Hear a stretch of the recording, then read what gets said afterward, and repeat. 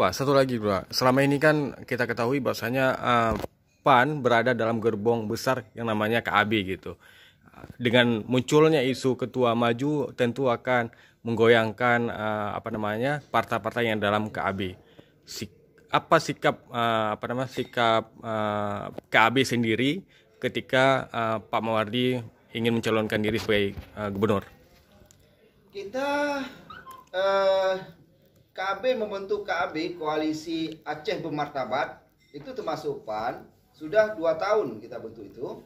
Yang tujuannya adalah koalisi DPR, khususnya adalah untuk mendapat di AKD. Siapa mendapatkan apa, kemudian bagaimana DPR-nya supaya kuat. Kita tidak bicara di KB itu siapa gubernur, apa yang harus diinikan, bagaimana pemerintahan, itu tidak dibicarakan di KB.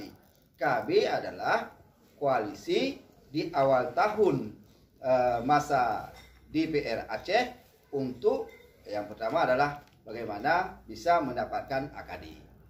Nah, itu aja.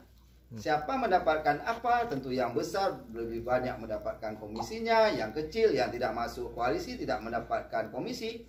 Di situ mentok. Nah, tidak ada bicara gubernur, tidak ada bicara pemerintahan, tidak ada bicara persoalan-persoalan lain di dalam KB. Itu adalah koalisi DPR, khususnya untuk mendapatkan AKD.